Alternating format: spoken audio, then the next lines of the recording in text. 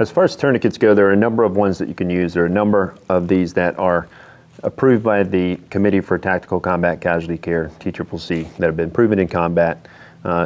Common to all of these tourniquets for me when I'm looking for a tourniquet is typically I want a windlass style or possibly a ratcheting style that's approved by the Committee for TCCC, and I also want them to be able to be placed on myself one-handed. A thigh injury or an injury to the leg, handling that yourself is no big deal.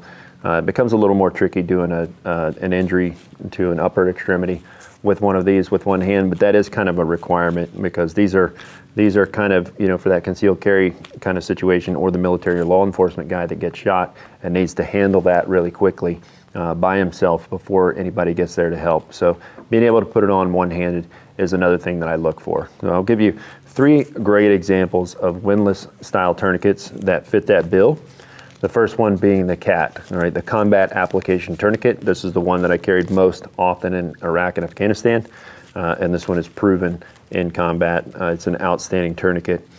Just take a look at what version you have. Make sure you have the most updated version that's available out there, because they change things, they upgrade things as they go along. And with everything that we're going to talk about, you know, make sure you know what the manufacturer's instructions and guidelines are for using these type of things before you carry it. So that's the Combat Application Tourniquet. Next is the SoftT. This is the wide version. This is a Gen 4, right? That stands for Special Operations Forces Tourniquet.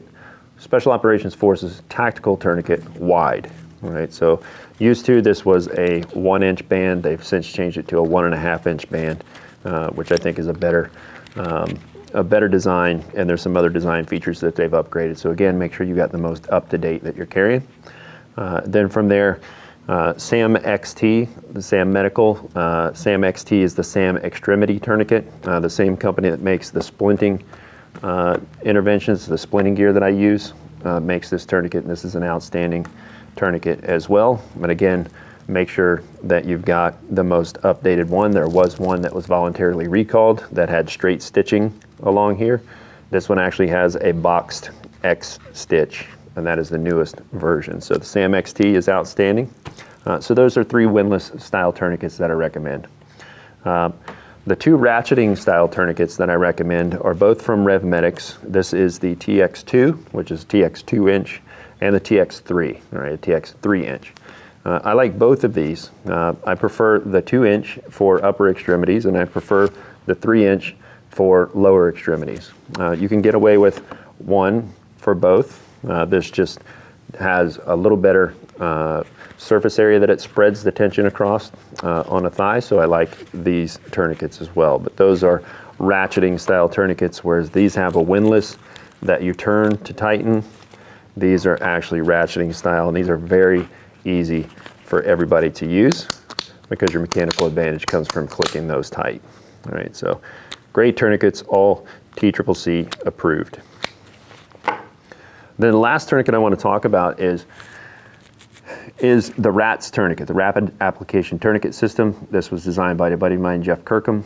And you know, it's not TCCC approved because it's not a windlass style and it's not a ratcheting style. So your mechanical advantage actually comes from the elasticity of this bungee style material, and it cleats right off and does well. It's also a very thin tourniquet, so by design you have to wrap it around 3 times to spread that surface area.